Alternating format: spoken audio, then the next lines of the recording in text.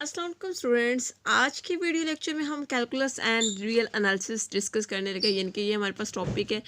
Basically हम calculus की book को भी डिस्कस करेंगे और रियल एनालिसिस की बुक को भी डिस्कस करेंगे। आपको पता है कि हम BA 17 मैथ्स लेक्चरशिप की तैयारी कर रहे हैं, जिसमें हमने सारे के सारे पब्लिक सर्विस कमीशन के जितने भी पास पेपर्स हुए हैं उन पास पेपर्स की हमने कलेक्शन इस तरह से बनाई है कि हमने प्रीवियस वीडियोस में हमने कम्प्लेक्स एनालिसिस को डिस्कस किया। आज के वीडियो लेक्चर में हम कैलकुलस एंड रियल एनालिसिस के MCQs को डिस्कस करेंगे। हमने MCQs कहाँ से लिए हैं? जितने भी आपके पास पब्लिक सर्विस कमीशन के एग्जाम्स हैं उन एग्जाम्स में जो रियल एनालिसिस के और कैलकुलस के MCQs हैं उनके हम कलेक्शन बना के हम आज उनके लेक्चर्स उन MCQs को डिस्कस करने लगे आज के लेक्चर में। कोई भी चीज़ अगर समझ नहीं आती तो आप मुझसे पूछ सकते हैं। उसके अलावा आप मेरे चैनल को सब्सक्राइब करें। आप चाहते हैं कि आपको कोई भी लेक्चर मिस ना हो सके तो उसके लिए बेल आइकन को प्रेस करें ताकि आपको हर लेटेस्ट वीडियो का नोटिफिकेशन मिल सके। उसके अलावा आप क्या करें, आप चाहते हैं कि सारे के सारे लेक्चर्स जो है वो सीक्वेंस से मिले तो आप प्लेलिस्ट पर जाएँ। प्लेलिस्ट का लिंक जो है वो डिस्क्रिप्शन में भी दिया होता है, तो वहाँ से भी आप ले सकते हैं। उसके अलावा आपको वीडियो अच्छी लगती है तो लाइक मस्ट किया करें, अपना फीडबैक मस्ट दिया करें, क्योंकि ये सारे के सारे लेक्चर जो हैं वो स्टूडेंट की डिमांड पे हैं, तो स्टूडेंट्स का फीडबैक बहुत ज़्यादा इंपॉर्टेंट होता है। उसके अलावा आप शेयर मस्ट किया करें ताकि सब स्टूडेंट्स को बेस्ट से बेस्ट चीज़ें मिल सके, क्योंकि PPSC का एग्ज़ाम था तो सब स्टूडेंट्स को इस टाइप के लेक्चर्स की ज़रूरत है। तो स्टूडेंट्स बार बार कहते हैं कि हमें लेक्चर्स चाहिए, तो स्टूडेंट्स की डिमांड पे ये सारे के सारे लेक्चर्स मिल रहे हैं, तो सब स्टूडेंट्स को आप प्रोवाइड किया करें, शेयर किया करें ज़्यादा से ज़्यादा। अब हम मूव करते हैं MCQs की तरफ और हम MCQ स्टार्ट करते हैं। कैलकुलस एंड रियल एनालिसिस के मिक्स MCQs हैं, तो हम इन सारे के सारे MCQs को डिस्कस करेंगे, ठीक है। तो देखिए स्टूडेंट्स, आज के वीडियो लेक्चर का फर्स्ट MCQs है। जैसे कि आपको होता है कि हम हर वीडियो लेक्चर में 10 MCQs को डिस्कस करते हैं, तो आज हम जो वो calculus and real analysis start करने लगे हैं। तो आज के लेक्चर में हम 1 से लेकर 10 तक MCQs को डिस्कस करेंगे। तो आज के लेक्चर का फर्स्ट MCQs क्या है? लेट f ऑफ x, आपके पास एक फंक्शन है x+5 over x-1 into x-2, then domain of function. आपने फंक्शन की डोमेन फाइंड करनी है। डोमेन क्या होती है? बेसिकली जो आपके पास इनपुट होता है, ठीक है। डोमेन क्या होती है? इनपुट होता है जो आपके पास आप x की डिफरेंट वैल्यूज जब पुट करते हैं किसी फंक्शन में। अब इस फंक्शन में हम यानी कि हमने डोमेन फाइंड करनी है, तो डोमेन आपके पास क्या होगी? फंक्शन की क्या होनी चाहिए? Set of real number. Set of real number में हम यानी कि सारे के सारे नंबर्स कहाँ से लेते हैं? रियल नंबर्स में से लेते हैं। अब इन रियल नंबर्स में से कौन सा ऐसा नंबर है जो इसमें इंक्लूड नहीं होगा? वो नंबर इंक्लूड नहीं होता डोमेन में जिसकी वजह से फंक्शन अनडिफाइन हो जाए, ठीक है, यानी कि डिफाइन ना हो सके। तो अब देखिए यहाँ पर आपके पास क्या x+5 है। अगर x+5 तो हमने लिख दिया, डिनोमिनेटर में क्या है? x-1 है, यानी कि x यहाँ पर x-1 को हम अगर इक्वल्स टू 0 पुट करते हैं तो x की वैल्यू हो जाती है 1। अगर हम x की जगह 1 पुट करते हैं तो 1 - 1 0 हो जाएगा और यहाँ पर 1 - 2 हो जाएगा। अब देखिए यहाँ पर ऊपर भी अगर 1 लिख देती हूँ, ठीक है, सारी जगह पे 1 कर दिया। अब इसका आंसर क्या आएगा? 6/0। समथिंग ओवर 0 क्या होता है? इन्फिनिटी होता है, यानी कि फंक्शन किसकी वजह से अनडिफाइन हो रहा है? x=1 की वजह से, यानी कि 1 हमने पुट किया है तो अनडिफाइन हो रहा है, फंक्शन डिफाइन नहीं कर पा रहे। इसी तरह से अगर हम 2 पुट करते हैं तो 2 - 2, यहाँ पर अगर 2 पुट करते हैं तो साइड के साइड टर्म्स पे x की जगह हर जगह पे 2 पुट करते हैं तो 2 - 2 क्या हो जाएगा? 0 हो जाएगा, यानी कि 2 की वजह से भी फंक्शन क्या हो जाएगा? अनडिफाइन हो जाएगा। तो यानी कि दो ऐसे पॉइंट है, दो ऐसी x की वैल्यू है, एक 1 और एक 2, जिसकी वजह से फंक्शन डिफाइन नहीं हो रहा। यानी कि ऐसे नंबर्स जिसकी वजह से फंक्शन डिफाइन नहीं होता उसको हम डोमेन सेट से निकाल देते हैं, यानी कि उसको हम डोमेन में इंक्लूड नहीं करते। तो डोमेन आपके पास क्या है? एक तो आपके पास सेट ऑफ रियल नंबर, हम यानी कि हमने कहाँ से नंबर लेने थे? सारे के सारे रियल नंबर्स लेने थे। अब रियल नंबर्स में से हम 2 नंबर्स को जस्ट स्प्लिट कर देते हैं, निकाल देते हैं। कौन कौन से 2 नंबर्स? 1 और 2, यानी कि रियल नंबर्स में से हम 1 और -1 यानी कि 1 और 2 को माइनस कर देंगे, रियल नंबर्स में से निकाल देंगे। तो यानी कि ऑप्शन नंबर बी क्या बनती है? करेक्ट ऑप्शन बनती है। देखिए सेट ऑफ रियल नंबर, इनमें से हमने क्या निकाले हैं? 1 और 2 हमने निकाल दिया। ये जो कर्ली ब्रैकेट होती है, कर्ली ब्रैकेट में जितने भी एलिमेंट्स होते हैं उसका मतलब होता है यही बस एलिमेंट है। जैसे अगर यहाँ पे 1 और 2 लिखा हो, इट मीन्स कि यही 1 और 2 है, इसके नेबरहुड्स नहीं है, कोई और पॉइंट नहीं होता इसके अंदर, ठीक हो क्या? यानी कि MCQ number 1, option number B क्या है? करेक्ट ऑप्शन है। नेक्स्ट हमारे पास MCQ नंबर 2 है। MCQ नंबर 2 में क्या है? If f of x equal to 1/(x k - 3x + 2), ये आपके पास एक फंक्शन है। फंक्शन की आपने क्या फाइंड करनी है? डोमेन फाइंड करनी है। यानी कि सबसे पहले तो आप सेट ऑफ रियल नंबर लिख लें, क्योंकि आपने सारे के सारे x के यहाँ से लेने होते हैं, रियल नंबर्स में से लेने होते हैं। अब इस फंक्शन की डोमेन क्या होगी, इस फंक्शन की डोमेन वो सारे के सारे नंबर्स होंगे जिस पे फंक्शन डिफाइन होगा। जिस पे फंक्शन डिफाइन नहीं होगा, यानी कि फंक्शन क्या हो जाएगा, अनडिफाइन हो जाएगा, तो वो जो नंबर्स हैं वो सेट ऑफ रियल नंबर्स में से हम निकाल देंगे, सब्ट्रैक्ट कर देंगे, माइनस कर देंगे। ठीक है, अब देखिए सबसे पहले हम फंक्शन लेते हैं 1/x² - 3x+2 और हम इस फंक्शन की क्या करते हैं, फैक्टराइजेशन करते हैं। तो इसके फैक्टर्स बन जाते हैं 1/x - 2 एंड x - 1। अब देखिए अगर हम x - 2 को = 0 पुट करते हैं तो यहाँ से x की वैल्यू आ जाती है 2, यानी कि 2 अगर हम इस फंक्शन में पुट करते हैं 1/2 - 2 करेंगे, ठीक है, और 2 - 1 करेंगे तो 2 - 2 करेंगे तो 0 हो जाएगा, 1/0 क्या होगा, इन्फिनिटी हो जाएगा, यानी कि x = 2। 2 अगर हमने पुट किया, जब x की यानी कि x की वैल्यू हमने क्या पुट किया, 2 की है, 2 आपके पास एक रियल नंबर है, ये पुट करेंगे तो हमारे पास फंक्शन क्या हो जाएगा, अनडिफाइन हो जाएगा। इसी तरह से 1 पुट करेंगे तभी फंक्शन अनडिफाइन हो जाएगा, यानी कि x की 2 वैल्यूज़ हैं जिस पे फंक्शन अनडिफाइन हो रहा है, एक 1 है और एक 2 है। तो हम सेट ऑफ रियल नंबर्स में से क्या चीज़ माइनस कर रहे हैं, 1 और 2, ये दोनों नंबर्स हम माइनस कर देंगे। बाकी सारे के सारे जितने भी रियल नंबर्स हैं, पॉजिटिव नेगेटिव, सारे के सारे रियल नंबर्स क्या होंगे, इस फंक्शन की डोमेन होगी। तो ऑप्शन नंबर बी क्या है, करेक्ट ऑप्शन है। बेसिकली यहाँ पर हम क्या करते हैं, डोमेन वो होता है जो इनपुट देते हैं, हम x की वैल्यूज़ देते हैं, और रेंज क्या होते हैं, जो आंसर्स आते हैं, बेसिकली फंक्शन के आंसर आते हैं।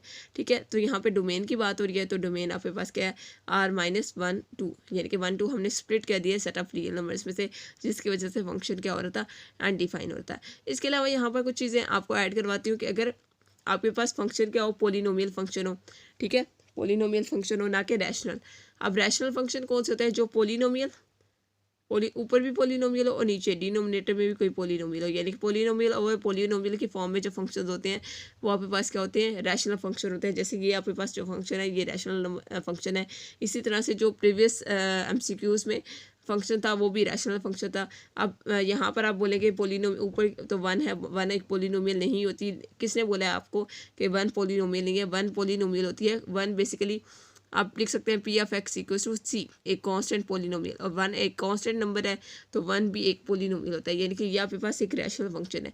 लेकिन अगर आपके पास पोलिनोमियल फंक्शन हो तो पोलिनोमियल फंक्शन की जो डोमेन होती है वो सेट ऑफ रियल नंबर होता है, यानी कि वहाँ पर आप सारे के सारे रियल नंबर्स को पुट कर सकते हैं थ्रू आउट। ठीक है, नेक्स्ट हमारे पास MCQ नंबर 3 है, डोमेन ऑफ द फंक्शन। आपने फंक्शन की डोमेन बतानी है, f(x) = (1 - x) की है। अब इस फंक्शन की हमने डोमेन किस तरह से बतानी है, आपके पास फंक्शन क्या है, (1 - x) है। अब हमारे पास फंक्शन किस में है, स्क्वायर रूट के अंदर है, तो हमने यहाँ पर ऐसे नंबर से नहीं पुट करने जिसकी वजह से स्क्वायर रूट में नेगेटिव आंसर है, यानी कि लाइक (-2) आ जाए, तो ये इस टाइप का आंसर नहीं है, इस टाइप की वैल्यू नहीं बननी चाहिए, यानी कि नेगेटिव से हम बचेंगे, क्योंकि नेगेटिव क्या बनाता है, एक कॉम्प्लेक्स नंबर बना देगा। तो हमने इस नेगेटिविटी से बचना होगा, यानी कि यहाँ पर हम कौन कौन सा नंबर पुट कर सकते हैं। अब यहाँ पर आपको फोकस करने की ज़रूरत है कि हम कौन कौन सा नंबर ऐसे पुट करें जिसकी वजह से आंसर नेगेटिव ना आए। ठीक है, तो यहाँ पर अगर हम 0 पुट करते हैं, यहाँ पर अगर 0 पुट करते हैं तो (√1) आ जाएगा, यानी कि x की वैल्यू अगर 0 पुट करते हैं तो (√1) आ जाएगा। x की वैल्यू अगर 1 पुट करते हैं तो आंसर 0 आ जाएगा, लेकिन x की वैल्यू अगर हम 2 पुट करते हैं तो देखिए (√1 - 2) 2 का स्क्वायर क्या करेंगे 4, तो (−3) आंसर आ जाएगा। अब (−3) क्या है, ये तो हमें चाहिए नहीं, तो (−3) आपके पास यानी कि कॉम्प्लेक्स नंबर बन जाएगा, तो इसकी तो आपको ज़रूरत ही नहीं है। तो यहाँ पर आपके पास क्या आएंगे, यहाँ पर कौन कौन सी वैल्यूज़ आपके पास आएंगी इसकी डोमेन में। The function is defined on 1 - x के > 0, x के क्या है <= 1, which gives mod of x <= 1, therefore यहाँ पर इसकी डोमेन क्या होगी। अब कह रहे हैं कि इसकी डोमेन क्या है, mod of x <= 1, यानी कि ऐसे नंबर्स जिनका मॉड क्या हो, 1 हो या 1 से छोटा हो। यहाँ पर हमने भी तो यही बोला है ना, हम कौन से, क्योंकि आपके पास जो ऑप्शन है ना, ऑप्शन किस फॉर्म में, वो x की फॉर्म है, अब सेट ऑफ रियल नंबर की फॉर्म में नहीं है। अगर सेट ऑफ रियल नंबर की फॉर्म में होते तो हम, या आपको इंटरवल की फॉर्म में होते, तो यहाँ पर हम कहते कि इसकी डोमेन में 2 ही नंबर हैं। कौन कौन से नंबर हैं, 2 नंबर ना कह लें, आप ये कह लें कि क्लोज इंटरवल 0 1 है, यानी कि 0 भी है 1 भी है और इसके मिड वाले सारे पॉइंट्स हैं इसकी डोमेन में। ठीक है, लेकिन यहाँ पर ऐसा कुछ भी नहीं है, यहाँ पर एक्स की फॉर्म में हमें ऑप्शन है, तो एक्स की फॉर्म में हमने किस तरह से आंसर बताना है। अब ऐसे नंबर्स, ऐसे सारे के सारे नंबर्स जिनका मॉड क्या हो, यानी कि एक्स, आप ऐसा नंबर लें, ऐसे एक ऐसा नंबर है जिसका मॉड लेने पे, एक्स एक ऐसा नंबर है जिसका मॉड लें तो उसका मॉड या 1 से छोटा हो या 1 के इक्वल हो। तो 1 से छोटा क्या आएगा, अगर आप 0 का मॉड लें तो वो 0 आता है, यानी कि 1 से छोटा आता है। अब 0 के मिड में, 0 और 1 के, ये देखें क्लोज इंटरवल 0 1 है, इसके मिड में आप कोई सा भी नंबर लेंगे तो उसका जो मॉड होगा वो 1 से छोटा आएगा।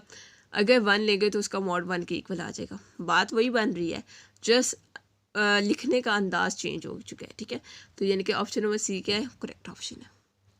नेक्स्ट हमारे पास MCQ नंबर 4 है, domain of the function. Function आपके पास क्या है, 1/√1 minus x into 2 minus x इस।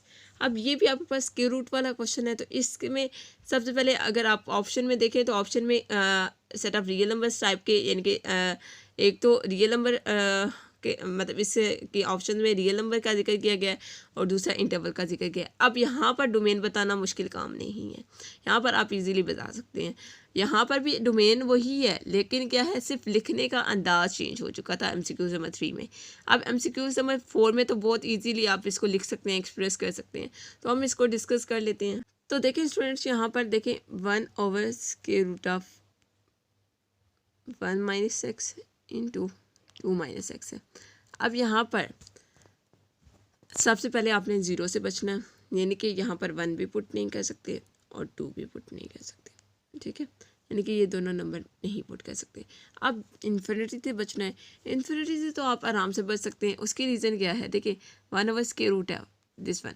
अगर यहाँ पर मैं कोई नंबर 1 और 2 से बड़ा पुट करती हूँ, लाइक अगर मैं 5 पुट कर लेती हूँ, तो देखिए 1 - 5 करेंगे, 1 - 5 करेंगे तो -4 आएगा, तो -4 में लिख रही हूँ। और 2 - 5 करेंगे तो -3 आएगा, माइनस माइनस प्लस होगा तो 4 3 12 होगा, तो 1/√12 आ जाएगा, यानी कि पॉजिटिव नंबर आ जाएगा।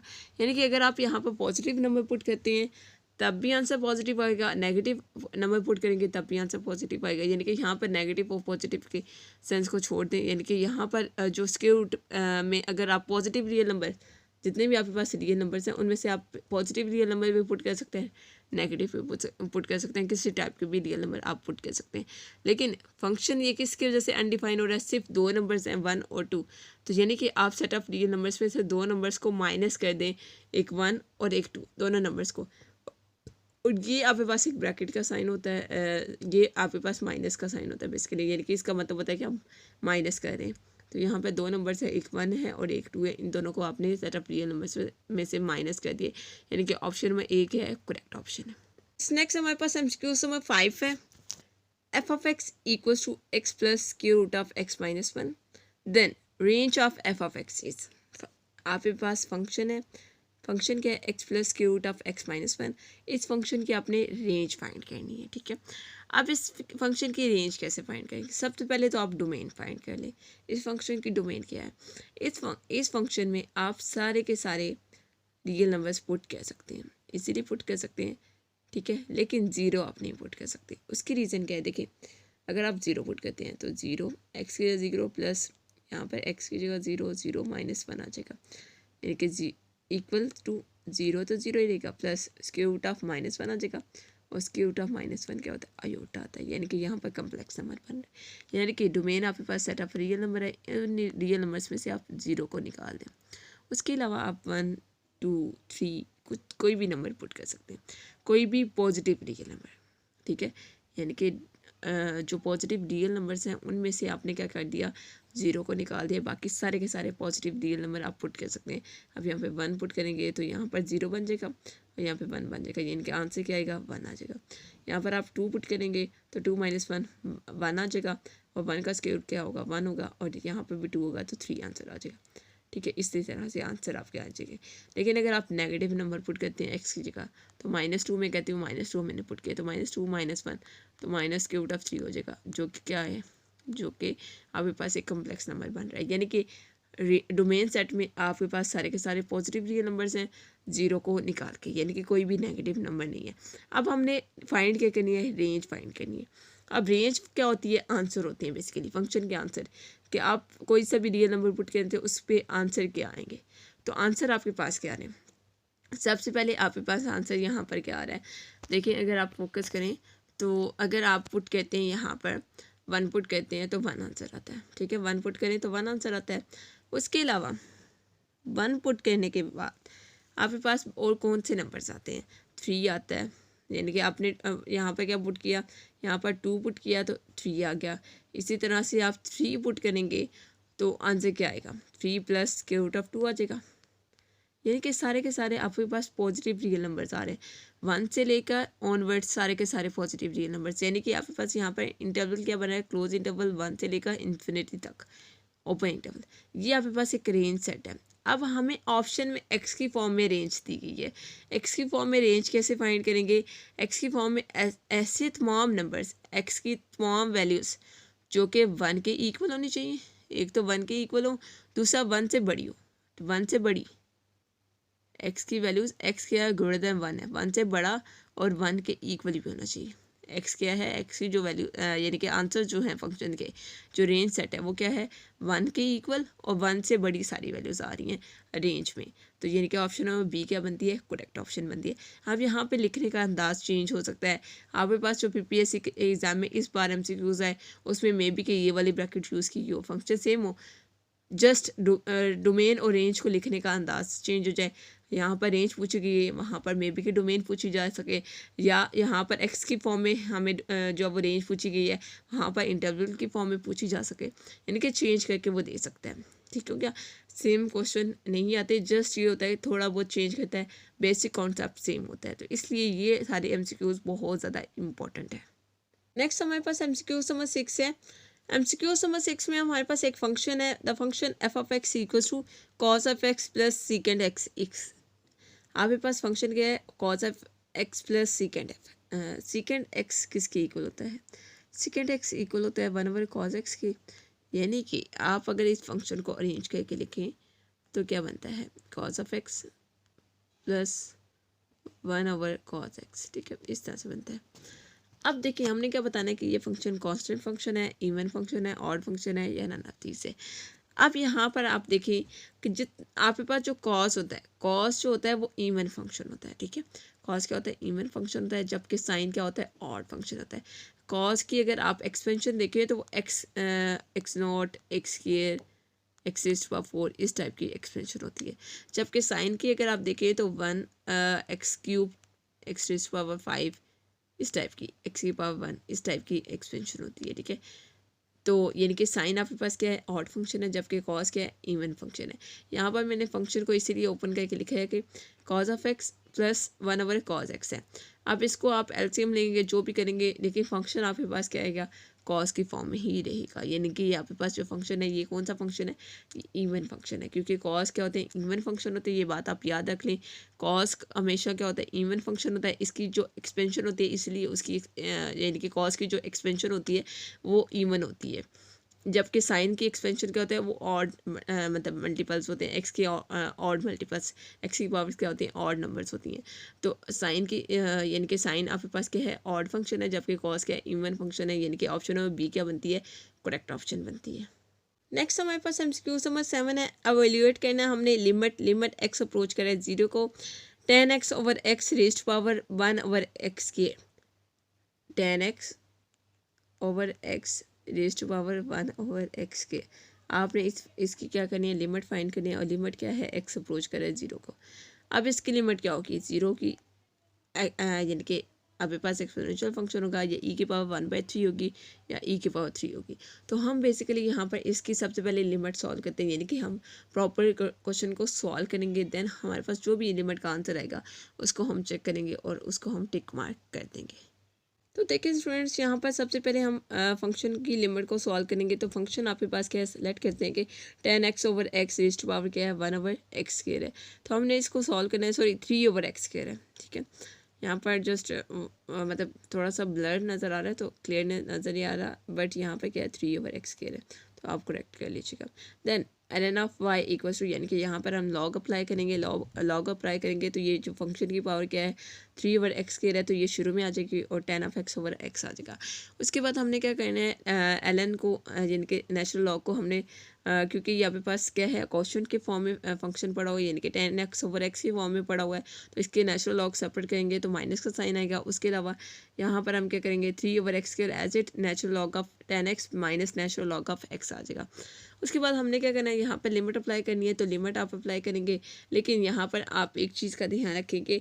सबसे पहले तो आपने tan को सॉल्व करने है, tan को आप लिख सकते हैं, यानी कि tan को आपने इस तरह से सॉल्व करना है। सबसे पहले यहाँ पर लिमिट अप्लाई करेंगे, यानी कि x अप्रोच करे 0 को, जब आप लिमिट अप्लाई करेंगे तो यहाँ पर क्या बनेगा 0/0 फॉर्म बन जाएगी, या इन्फिनिटी बाई 0/0 या इन्फिनिटी बाई 0 या इन्फिनिटी बाई इन्फिनिटी, इस टाइप की फॉर्म बने तो वहाँ पर हम लॉपिटर रूल लगाते हैं। तो लॉपिटर रूल लगाएंगे यहाँ पर, और जितनी बार लॉपिटर रूल लगता है इतनी बार हम लॉपिटर रूल लगाएंगे, ठीक है। और हमारे पास लिमिट का आंसर क्या आ जाएगा, ई आ जाएगा, ठीक है क्या। तो हमारे पास लिमिट का आंसर क्या आ गया, ई आ गया, यानी कि ऑप्शन नंबर बी क्या है, करेक्ट ऑप्शन है।